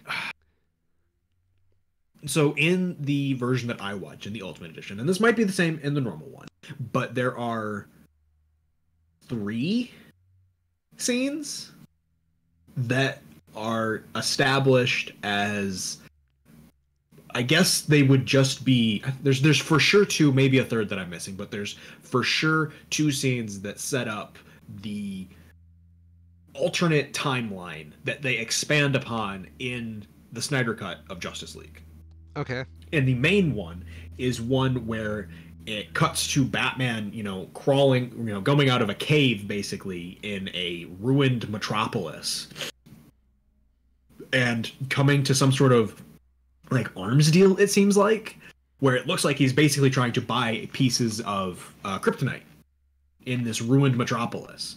And out of nowhere, all of these like Superman cops, these like black clad with the red Superman S on their arm, come out of nowhere and start attacking it. And there's a really cool fight scene where you basically have Batman just shooting the shit out of a bunch of people and beating the shit out of people, and it ends up with him being captured along with some of his people that he's with. And it's a very cool scene that's very clearly taking place in a different timeline or a different place. There's not literally like a way to confuse it. And then it ends that scene with Batman being strung up in like a cave, and Superman flies in and kills him basically. And Batman jolts up because it was a dream, of course, so he jolts up awake like, what the hell is that? And then we get the first exposure to the Flash, where the Flash is in his like alternate universe outfit, and he tells Batman something about like save Lois, or Lois is the key, or some shit like that. Wait, is that like a reference to the fact that if Lois isn't alive, Superman goes berserk in like the Metroverse? Yes. Okay. And then that leads into, in the Snyder Cut, Batman has a few lines where, it's just like, there's like this question of like, man, how did Superman, what would have happened if Superman didn't get stopped by Lois there? And that's sort of what sets that all up. Okay. It tells a much more cohesive story with these sort of like alternate timelines. Yeah, no, I kind of like that. It gives you a very real idea of what the stakes are. Mm-hmm. So I guess that's a good point to start into Justice League. Because... Yeah, Justice League, you mean? The Joss Whedon version? Yes. I feel bad for Joss Whedon. Yeah. Because having seen both of them, it is very obvious in the original Justice League that Joss Whedon had the monumental task of cutting a 4-hour script and screenplay that already had scenes filmed for it down to a 2-hour runtime. Oof. It is very obvious. You can very clearly see where entire scenes are cut wholesale, where stories are just not there for the sake of brevity to meet this, what I would assume is an artificial 2-hour runtime. Yes. And it comes at the expense of the background of basically every character. It's like just taking out their story, like their actual characterization in favor of just lending to the story. Yes and no, because there's really not there is not a cohesive story in Justice League. Really? I would just outright say that there is not a cohesive beginning, middle, and end to the Justice League film. And one of the major things that the Snyder Cut does that continues to, set the stakes here is in a flashback scene that they expanded upon. They completely changed. So in actual Justice League, Wonder Woman and Batman are walking, and Wonder Woman is explaining what happened the last time Steppenwolf came to Earth. Okay. And there's this like brief flashback that shows Steppenwolf getting his shit kicked in. And being forced to retreat by like the minions of darkness or whatever it is, because they're getting the absolute shit kicked out of them. And it was something like the fear of the minions caused them to flee. I'm afraid of those little yellow punks as well. Right? But that is what ends up causing the mother boxes to be left on Earth. And why Earth is sort of forgotten, because it was such a panic to leave. In the Snyder Cut, okay, so in the Justice League, that's like a 1-minute scene. Yeah. In the Snyder Cut, it's like 15 minutes. It is hugely expanded upon, and that is where we are first introduced to Darkseid. In Justice League, Darkseid's not even in it. Yeah. There's no unlife equation or whatever, and it makes it so there's no stakes. I was about to say, it sounds like without the Darkseid stuff, you're missing a lot. Yeah. It completely changes the stakes of the situation for the worse. Like that is sort of like the overarching thing, is that very clear cuts had to be made, and it's unfortunate. Yeah, I mean, it sounds and like... I will say, sorry, the Superman being just as fast as the Flash thing, I thought was egregious in the Snyder Cut. It is so much worse in the actual Justice League movie. What do you mean? It is so dumb. So like in the Snyder Cut, there is one brief scene where the Flash tries to go around behind Superman, and Superman is able to follow him, like just like by watching him. And there's a very poignant scene of Superman is like, maybe I'm not as fast as you, but I can certainly know exactly where you are all the time. Yeah. Even though you're faster than me, you're not going to get the drop on me, kind of thing. Okay. Compared to the Justice League, where they literally have a fucking race that Superman basically wins. No. Okay. So it's very frustrating on that end. Yeah. But they changed that in the Snyder Cut, and it's for the better. Okay. The end is also very dumb. What's the ending? It ends with them...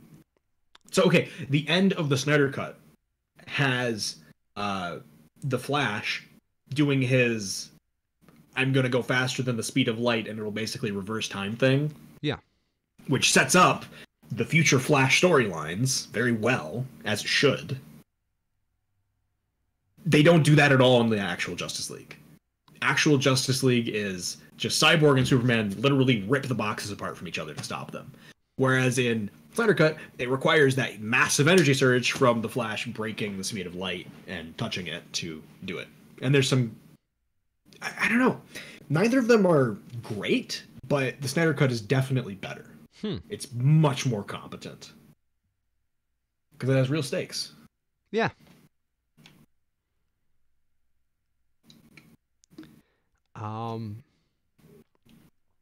Okay. I haven't seen Justice League or the Snyder Cut, so I have no real thoughts. Yeah. If you get a chance and you have the time for it, I would absolutely recommend the Snyder Cut. Really? Just because it adds so much? It's just a better story. Fair enough. It's much more interesting. Even though they basically lied in the trailer with the, we live in a society, Batman. Yeah. Those scenes are they still add to it, and it is interesting. Well, I mean, it's like, it's the difference between getting told you're going to get, like a cake, and you only get a piece instead of the whole cake. Yeah. You still get a piece of cake versus getting literally nothing. That's sad. It is. It's really unfortunate. because I can see the potential that the franchise could have, and it seems just like they kind of fucked it up.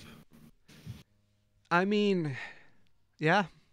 And it's really frustrating. So I'm curious if they have.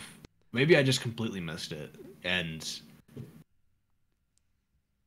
it's not Steppenwolf. It is Darkseid, but I don't know.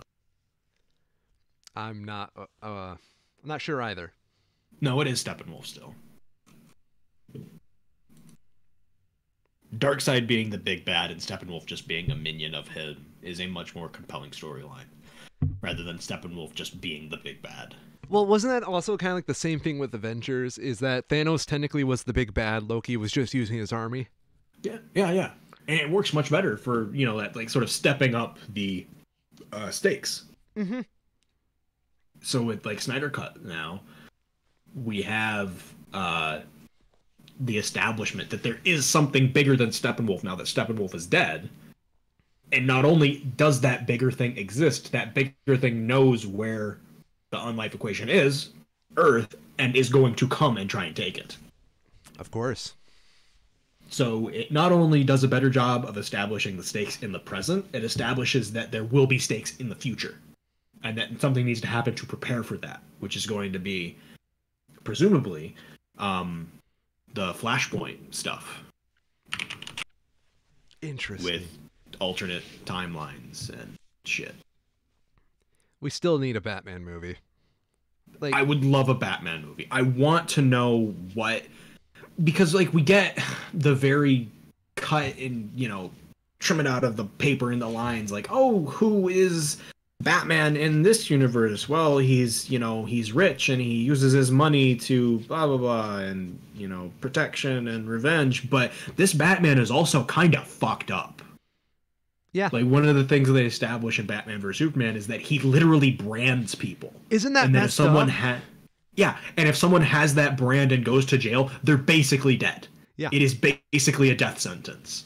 You've been Batmaned. And not only is he branding them for them to die, he is using his influence seemingly as Bruce Wayne and his money to cause these prison transfers to make sure that they get sent to a prison where they will die.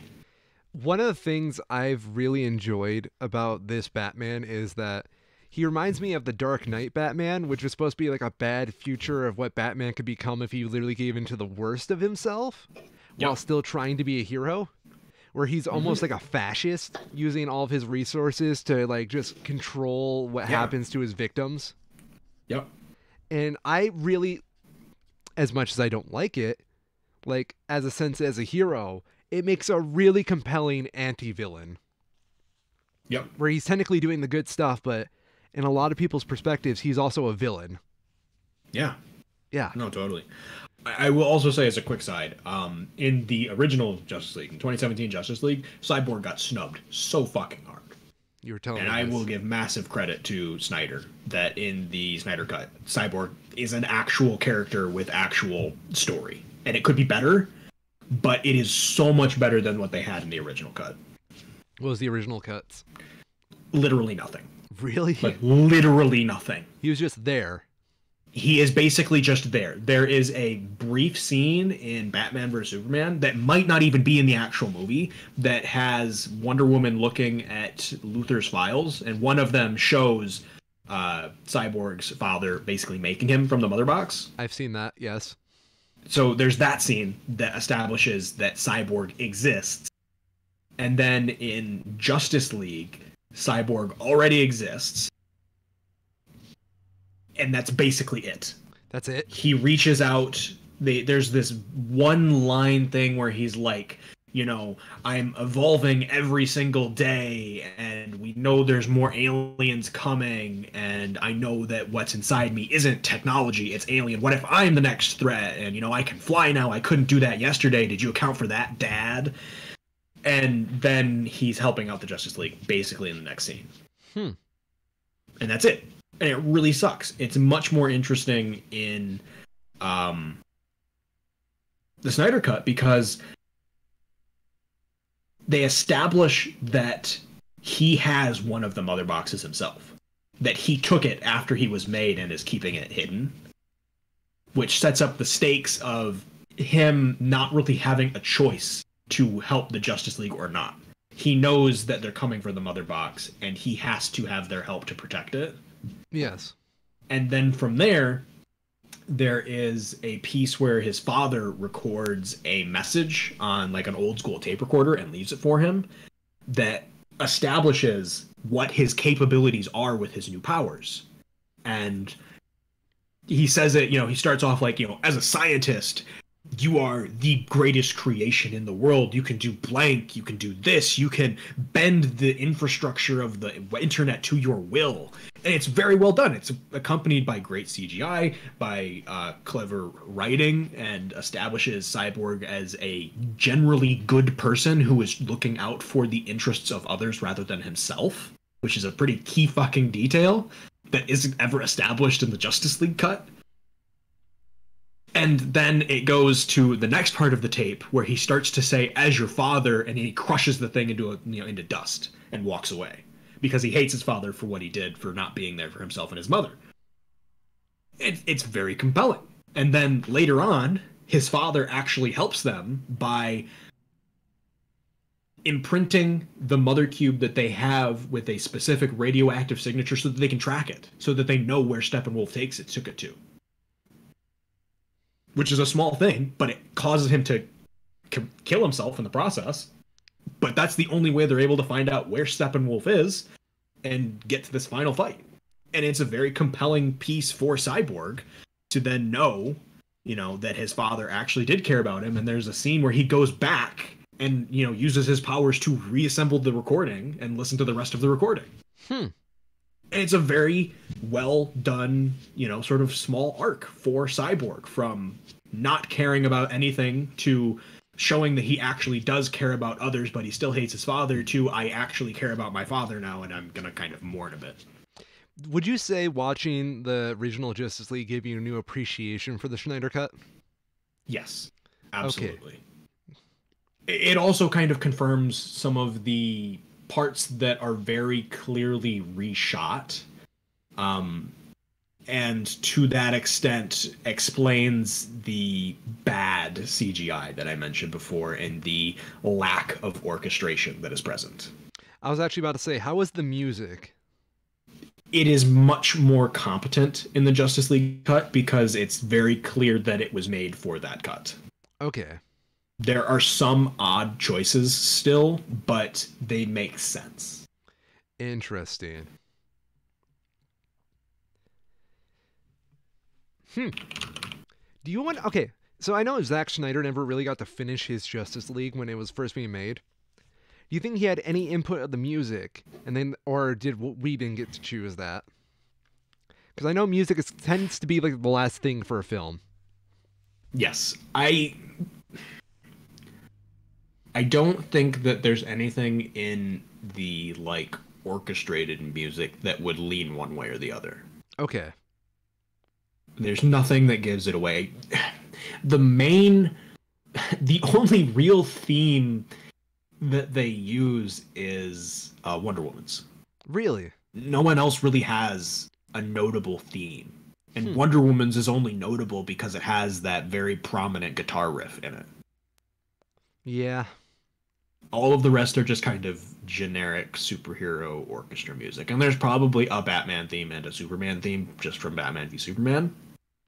But Flash doesn't have a theme. Cyborg doesn't have a theme. As far as I can tell, Steppenwolf doesn't have a theme. Darkseid, of course, doesn't have a theme because he was cut from the original version. And it shows. I feel like if you could have a version of it where there's a very clear hook for when we first see Darkseid, a change from an alteration to Steppenwolf's theme, that would be really cool, and it would make it much more compelling on a musical level to hear how much more evil this new being is. When I listen to music for films and whatnot, I don't listen to it often, but it's more like when I'm watching a movie. I always want this in any ensemble cast. The composer, I always want composers to do this. I don't know why no one's ever done it, because it's such an easy idea. Give every individual member of an ensemble cast their own signature instrument and their own signature theme to make it way more identifiable. Never understood why people don't do that. So I actually do know this. Yes. I think it was. Let me put my YouTube here real quick, because I'm blanking on his name. Sorry, just one sec here. Let me see if I can actually find it. YouTube Music Guy did this talking about the Harry Potter movies and the Marauders map thing. Do you know what I'm talking about yet? It sounds like a Sideways video, but I don't watch Yes. them. What is it, Sideways? Sideways. Yeah. It is.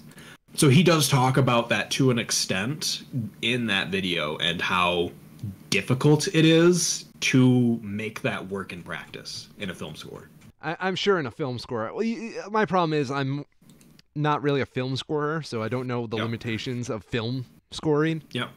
Yeah.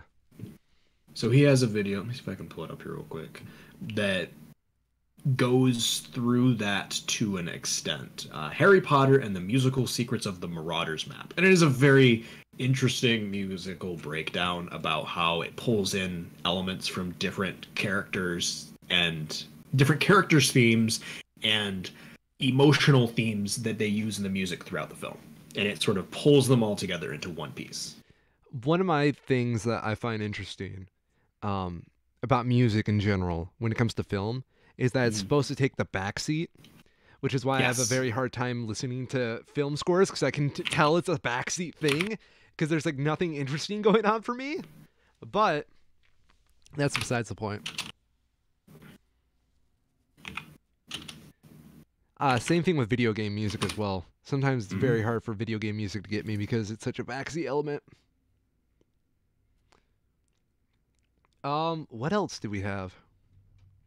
Any more thoughts on Justice League or DC movies? I think that's it for now. Oh, the end of the original Justice League is very dumb. Like, after the end, and they're going to, like, they're set up, like, their victory bit. They have, like, Chernobyl is, like, flourishing with, like, plant life, but all the plant life looks really alien. It's weird. It's very weird, and I didn't like that. So wait, they actually went to Chernobyl? Okay. In Snyder Cut, yes. What? In Justice League, it's heavily implied to be Chernobyl, but they don't actually say Chernobyl. That's really stupid. Yes, and it's much better knowing it's actual Chernobyl, because like the setting doesn't quite make as much sense because it's an old nuclear reactor and it looks like a new nuclear reactor, but knowing it is just Chernobyl and everything is irradiated as fuck makes sense for what Steppenwolf is trying to do at that location. Mm-hmm. Interesting. Yeah. So shall we go on to the big one? We shall. Now we put on our Marvel fanboy hats. I'm always wearing that hat, good sir. Okay, literally, I am like 5 feet away from my extensive collection of Marvel comics. You. All right, let's talk WandaVision. WandaVision. Yeah, I can talk my full feelings on this show too because I don't have to spoil anything anymore. Yes. What do you think of episode 5? Episode 5. I'm gonna have to look up the list of episodes to know which is which here. That's episode the one 5. with a very special guest. Yes. Yes. So that is where Agnes comes in as her character. No. Right? No, that's when Quicksilver comes back. Spoilers. Oh. Yeah. Well, okay. We're throwing spoilers out here. Yeah. Spoilers are not a thing anymore. So this is It's the been one over where a month. This is the one, yeah, like just go fucking watch it. This is when Pietro comes back. Well, yeah, the episode 5 when Pietro comes back. Yeah, I don't know. Pietro in quotations. Yeah, it is an interesting choice. Yes. I liked it a lot. Even though like the payoff for it wasn't that big. Because like for those of you who just don't care about spoilers and don't know, they cast Evan Peters as Pietro again from the X-Men movies in this MCU property. Oh, okay. I didn't know that that's what it was. You didn't know that was the Quicksilver from the X-Men movies? No, I didn't. I haven't seen those in so long. Oh, I was trying to hint at it when we were originally talking about WandaVision. Because I wanted you to rewatch that Quicksilver scene and get into your head that Evan Peters was a Quicksilver at one point. Yeah, I would need to rewatch the X-Men films to pick up on that because it's been a while. Yeah. So that the fake Pietro is Evan Peters Pietro. Yep. From Checks out. Yes. What are your just overall thoughts on WandaVision? I was bigger on it before the finale. Yeah, that's how everybody was. I liked where they were. I liked where they were going with it. I didn't like how they ended it. I am okay with the ending. I'm just glad the ending wasn't too big because honestly, I didn't want a paywall for important Marvel plot stuff behind a Disney Plus subscription. Yep. Yeah, I didn't want this affecting the future too much, considering it was like Yeah. a side thing. Mm-hmm. My personal favorite moments in WandaVision was the Agatha reveal scene. Yep. Where they literally did a musical number of it being Agatha all along. Yep. The Malcolm in the Middle episode. Yep. I really enjoyed Vision versus Vision. Mm-hmm. I liked I'm Wanda's. very curious to know where that will go because that was one of the few things that they didn't continue on with. Yeah. Post credit scenes because like actual Vision is now established to still be alive and presumably still has his memories. He got his memories back, yes. Yeah. And So like what's gonna happen with that? I just found it so weird he didn't go up to Wanda at all. Like, he gets his memories back and he's like, yo, I'm out. Yep. Yeah. He pieced out. I also really enjoyed Randall Park. He was just a delight in all this. Mm. Where was Doctor Yep. Strange? Right? This is his one job. They do make mention of his character though, his role. Really? Oh yeah. Agatha specifically says more powerful than even the Sorcerer Supreme. Yes, that's right. Which I was just like, oh yeah, ears perked up. That's Doctor Strange now. Yeah, Doctor Strange is where are you, bro? This is your one job. Yeah. You have one job, Doc. You have one job, you get free room and board because of that one job. What Doc. So is Rambo basically another Captain Marvel now? She yes and no. She's got like the same but different. yeah, like their powers are similar based Yeah. along the same lines, but Because they can they do basically different had the things. same thing happen to them Yeah. with the massive energy exposure thing. Yeah. I think her comic name is supposed to be Blue Marvel. Blue Marvel. Yeah, Oh no. I know. That's unfortunate. I honestly don't know where they're going to take the Monica Rambeau stuff. I applaud Yeah. them for making her an interesting character, though. Oh yeah, no, Blue Marvel. Yeah. I like the idea of it, but I feel like it could have been executed a little bit better.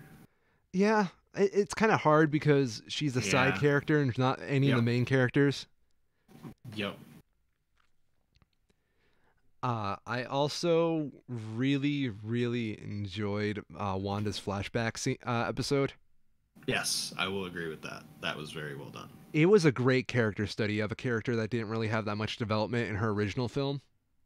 Yep. Especially the Vision stuff. What is love? Yep. And what is grief but not love persevering? Yep. We also had a pretty good Vision fight with Vision with Mhm. the ship of Theseus. Yes. That was a very good one too.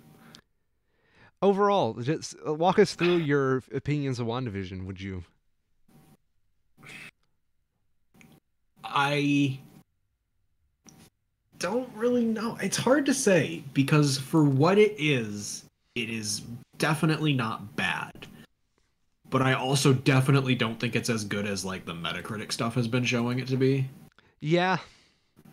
Like, I guess there's not really a Metacritic score for TV shows. Like Rotten Tomatoes has it at a 91%, and that just seems a bit much, but I guess that's just a fault of how Metacritic does their ratings, or how Rotten Tomatoes does their ratings. The 80-ish% that I've been seeing seems a bit more fair. I would probably push it closer to like a 7. Really? Yeah. And that's mostly because I liked the ideas that they did, but I don't like how they executed them in the later half. Just be glad you weren't watching it as it was happening, because Yeah. the fan theories for this show were out of this world, man. Oh yeah, I can imagine. Okay, you know what my favorite thing about the initial, like, talking about your first opinions of it? Mm-hmm. You didn't mention 2 words that drove me insane when people were making the that? theories. Aerospace engineer. Aerospace engineer, what? In the first few episodes, Monica makes this line about an aerospace engineer who is coming to help them with the problem. Okay. It was that scroll at the end that she talks to.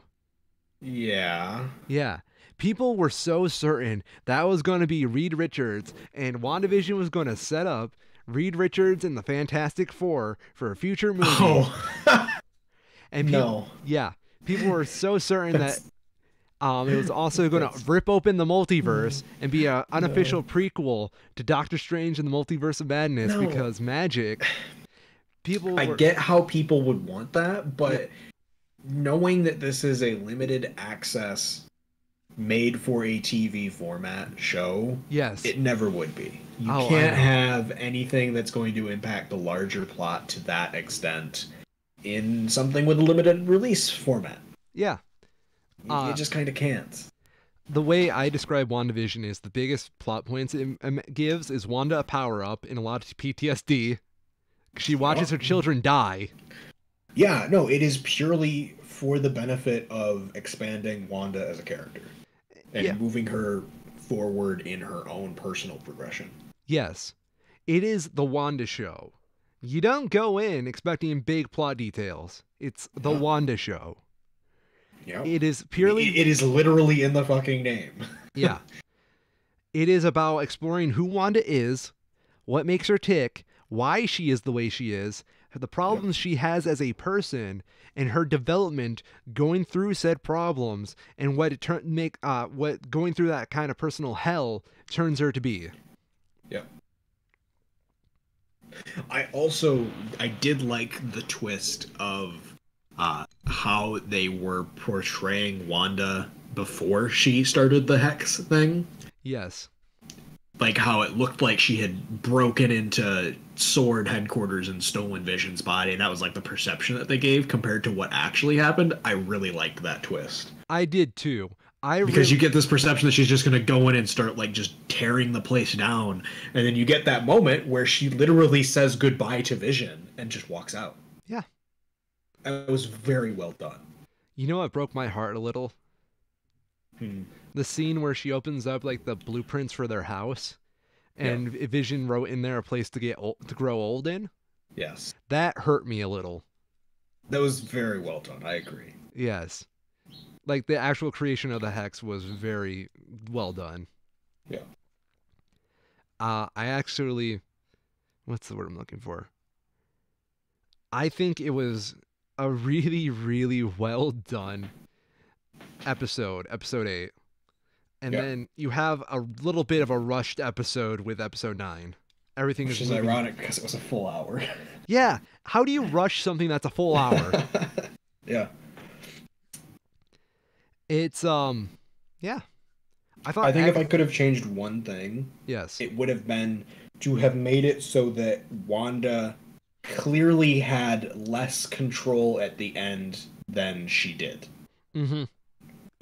Because I feel like it's much more compelling knowing that everything that is happening subconsciously to her, And especially at the very end, having the scene where she's like trying to defend her actions of just like, no, you all have better jobs and you're in better positions, but everyone's like literally being tortured inside.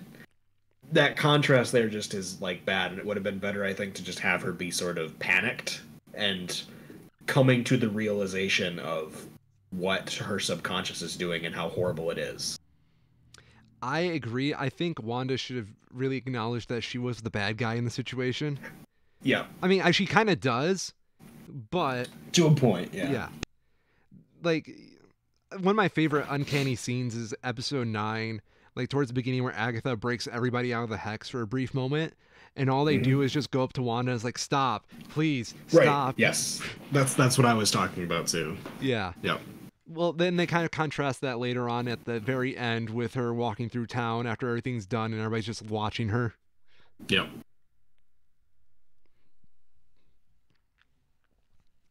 What else is there that's important to WandaVision? How'd you feel about the kids? Mixed. Mixed. That's about where I was too. I don't like that the one is basically just Pietro, but small. Yeah. I didn't like that. I get it, but I didn't like it. Well, the other one was basically Wanda, but small. Yep. I think it would have been much more compelling for them to have, like, no powers, you know? Well, in the comics, they have powers, so you're just... Oh, yeah, I'm sure. Yeah. But it... To force there to be an even greater weakness, I guess, is how I would think of it. Yeah. One of the things I found interesting is that the kids are basically just re-rolled versions of Wanda and Pietro because Vision has no genetic information to give to the kids. Yep. So it's all based entirely on Wanda, who is a twin, who already has Yep. half a Pietro in her. Yep. Yeah. Totally makes sense. Yeah. But, like, at the same time, both her and Pietro had to be, like, literally tortured for them to be able to have access to their powers. Yes. And the twins didn't. But there's other stuff going on, so. How messed up was the missile scene? Which one? The missile scene where they're kids hiding underneath the bed? I don't know. I mean, I guess it kind of is, but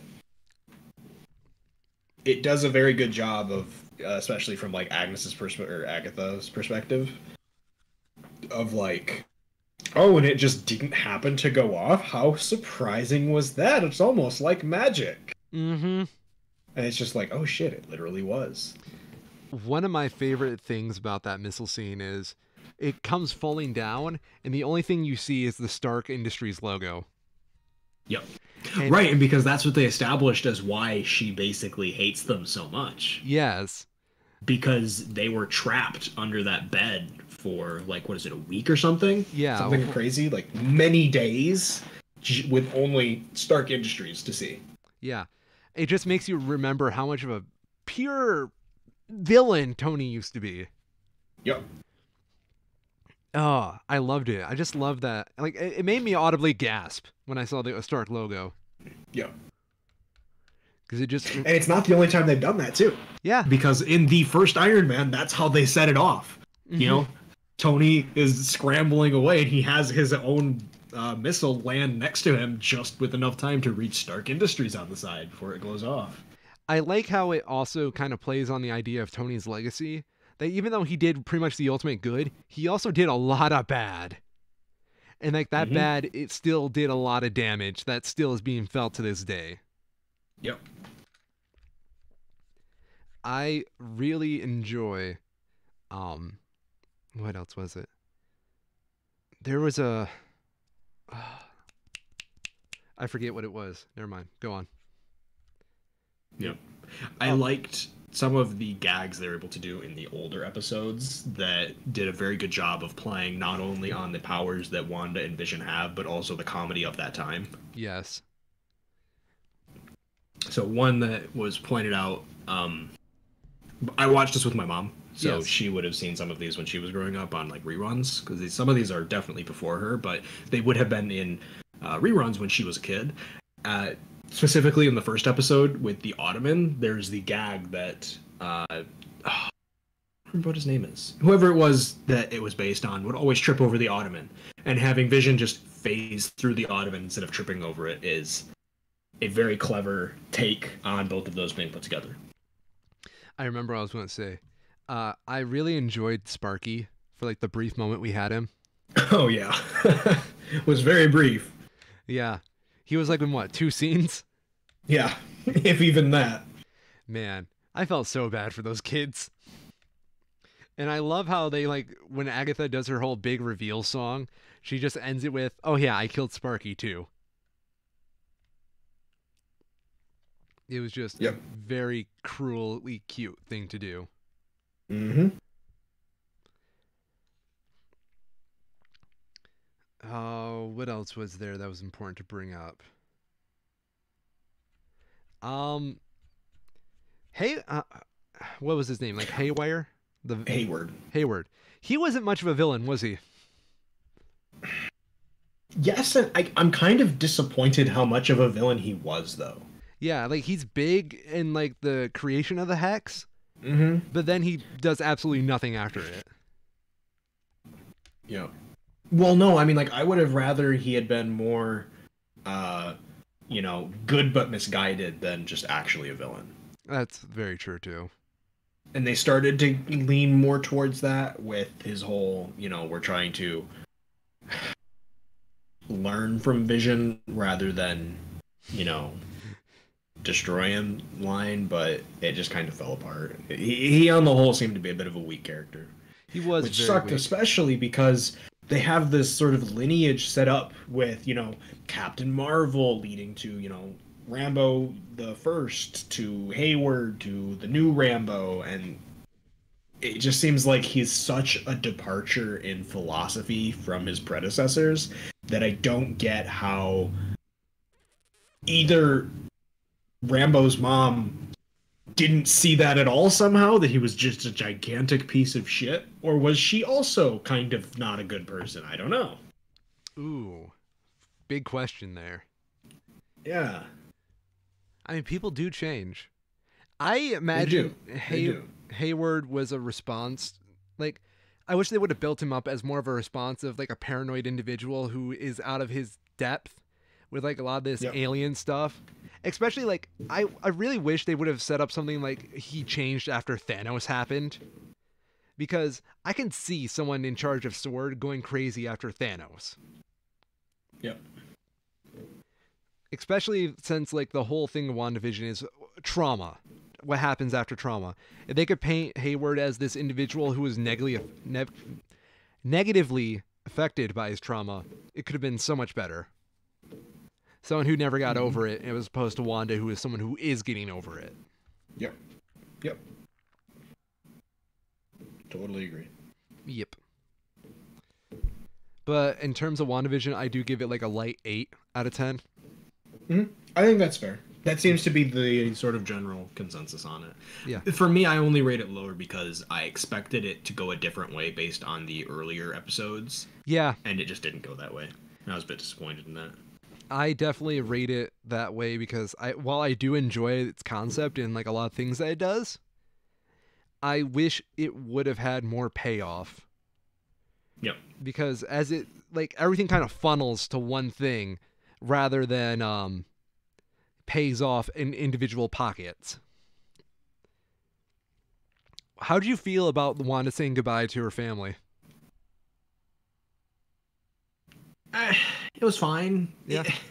It feels a bit cheapened knowing that the first thing she does after that is to try to figure out how to get him back. Yeah. I agree. But it did what it needed to. Also, big question for you. Yes. Ralph Boner. Oh. Yes. I I was really hoping that it would turn out like before knowing that Agnes was Agatha. Yeah. I was really hoping it would turn out that Agnes was Agnes, but she had like murdered Ralph or something, Ooh. and Ralph was actually dead. I would have. I was hoping for that. I really enjoyed that she was like hinting at Ralph from the first episode. Like, my husband Ralph, ooh, he's a real devil. Yep. Yep. Yeah. It took me a while to get that like little light in my head going off that like, oh, that's the Ralph that she said she was married to. She was literally hiding in his house. Yep. She literally stole his house. Yeah, which is pretty messed up. Yep. There's another little plot point they never touched on though. What's up? Who was the missing person Jimmy Woo was looking for? That's a good point. I guess it might have been Ralph. No, I guess that would have happened after. Yeah, because like Agnes came after the hex was set up. Yep. Wasn't it kind of just a coincidental thing that he was looking for a missing person? Like out. I don't. I'd have to go back and rewatch it. I was under the impression that it was less like kind of secondary that led him to Westview. Yeah, I'm not really sure, to be honest. Yeah. I do like that they do cancel out like any theories that Wanda stole her kids, and they just said, yes, that was very good. Yeah. No, they're just her kids. She just made kids. Yep. Same way she made Vision. Yep. Just took a bit longer. Yeah. Also, what did you think about the reveal of what Vision really was? What do you mean? Like the Hex Vision? Yeah, the Hex Vision. It was fine. It was good. Yeah. It did what it needed to. Yeah. Yeah. My general consensus is that I liked that Vision a little more than Real Vision. Mm-hmm. Yeah, I don't know if I would say if I liked him more, but it was interesting. I'm very curious where White Vision's going to end up. Yeah. I liked how Vision in the Hex was dealing with coming to terms that the Hex was a thing. Yes. I thought that was very good. Vision in the Hex is, I don't know. He is like the straight man in all of that. Mm-hmm. Yep. A friend of mine and I were anticipating the 2000s episode to be like The Office. And what we really... I mean, it kind of was. Like, the Malcolm in the Middle episode had Office vibes to it. Yeah. So... I just wanted an episode of Vision stuck in the office with all those people that were under Wanda's control. And then, like, every time they would do, like, the Office, like, interview camera, they would just have, like, the people, like, being interviewed saying, oh my gosh, save us. She's literally just controlling us, piling us like meat puppets. You know, just 100% giving their all to the interview camera. Yeah, yeah.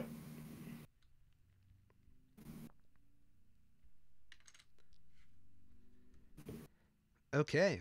I guess that's it. I think that's about it for WandaVision, yeah. Yeah, because it was pretty low stakes, all things considered. Yep. What was your favorite sitcom reference? Favorite sitcom reference? I don't watch that many sitcoms. It's hard to say for me. I mean, I have to go with Malcolm in the Middle because it's my favorite, but... Yeah. I liked the older gags that they did, particularly in the black and white episodes. Yeah. I thought those were clever. So, not having any particular affinity for an existing sitcom, I did just kind of like those references. Now, another point I want to point out, right? Yeah. Malcolm in the Middle canonically happened in the MCU, right? Yes, I would. Yeah, I guess so. Yeah. Which implies there's also Breaking Bad in the MCU.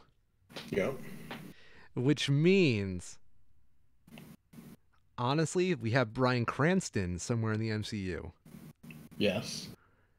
Which means we will never get Bryan Cranston actually playing a character in the MCU, which is, I'm really disappointed.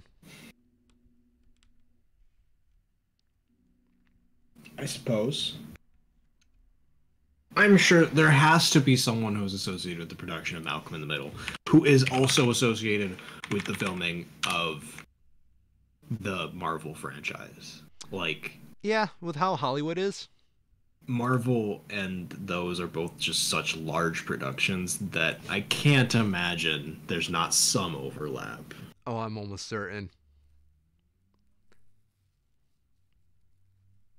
What do we have? Oh, we'll never get Frankie Muniz in the MCU. What a shame. That'd be kind of cool. Agent Cody Banks is the next Avenger. I would watch that. What has he been doing lately? Frankie Literally Muniz? nothing. Apparently, he voiced himself in something called Being Harley Quinn. What the heck? I don't know. Me either. He was in Sharknado. Yo, highlight of his career. Yo.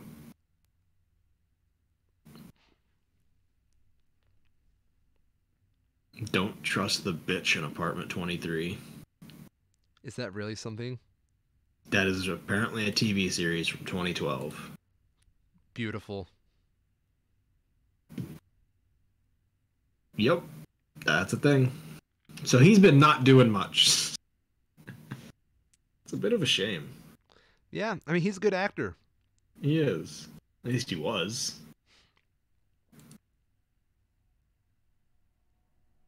That's about all I got. We had Godzilla vs. Kong came out this week. It's doing fairly well.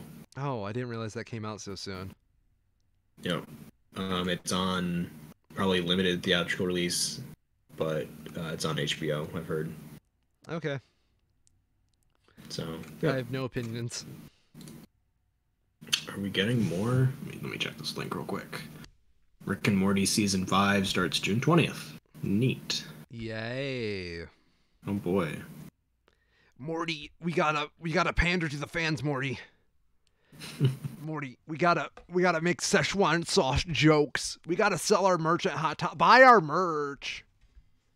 Life is meaningless, Morty. Keep telling that to the people there, and they'll like us. They'll like us. I don't think I've watched Season 4 at all yet. There's one good episode in there. Is there? The Vat of Acid episode, I think, is a Rick and Morty classic. Everything else is kind of meh. Yeah. Yeah. It's unfortunate.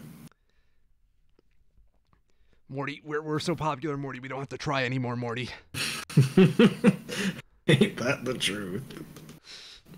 Like, I feel like season 3 was very dividing for Rick and Morty.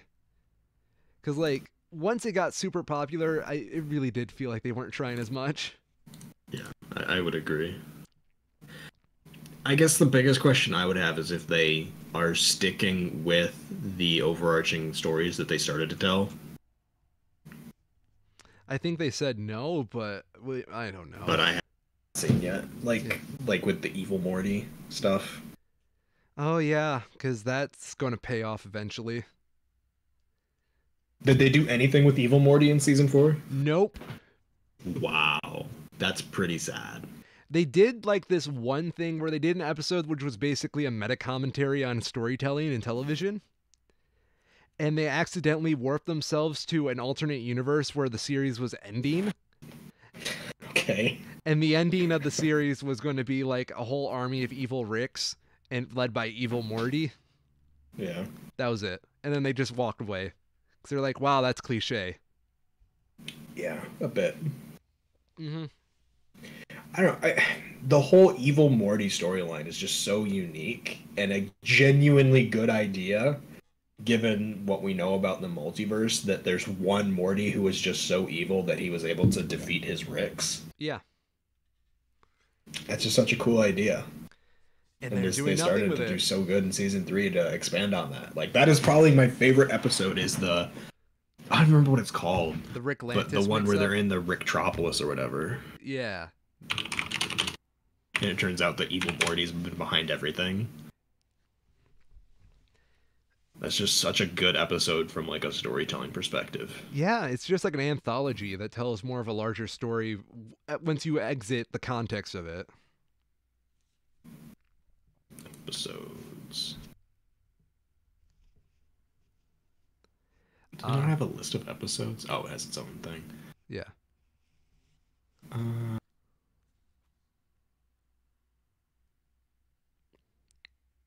Huh.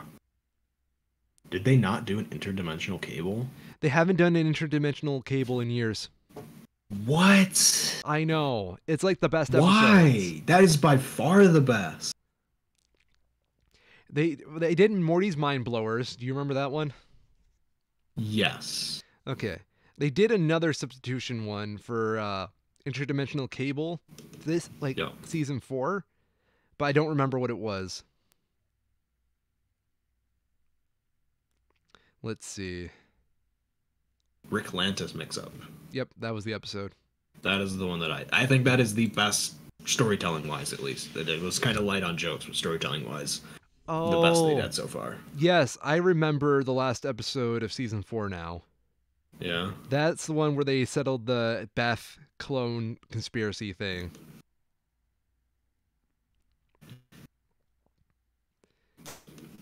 I feel like it's okay. I don't know this because I haven't seen any of season 4, but it seems problematic to me that the plot for the Rick Lantis mix-up can be done in 2 sentences, and that one has 2 paragraphs. Yeah. That's not a good sign. Oh, would you like to hear the plot of season 4, episode 9? Episode 9. Rick, Morty, Child Rick of Mort. Rick, Morty, Beth, Summer, and Jerry share a galactic adventure.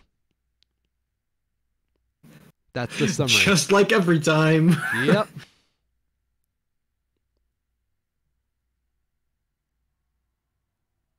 It's a Rick, Morty, and a vat of acid kind of episode. What? I'm reading the description for Child Rick of Mort, and I'm like, what the fuck? I know.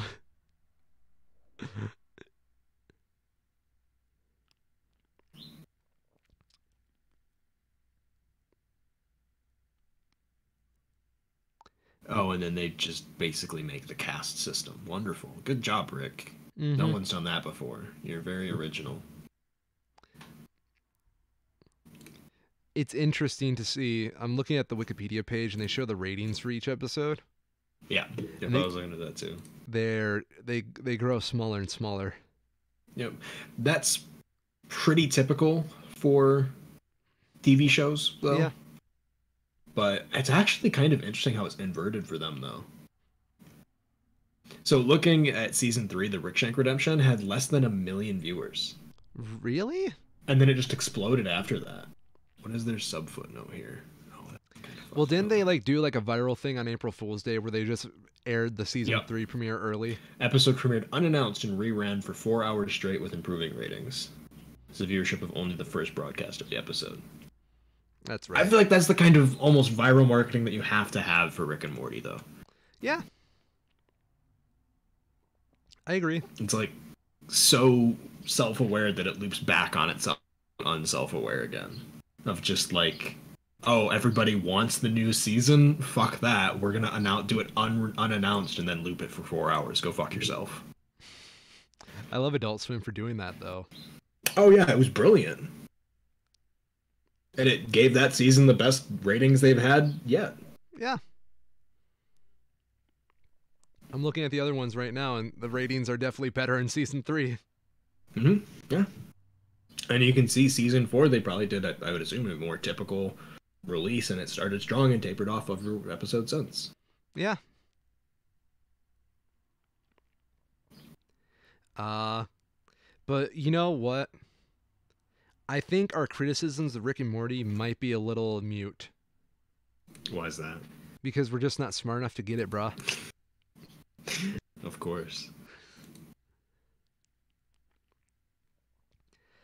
You see, a season of Rick and Morty is like a semester at college. If you don't do your homework, you're going to fail. Mm-hmm. Yes. Yeah. I think that's about it. I think that's about it, too.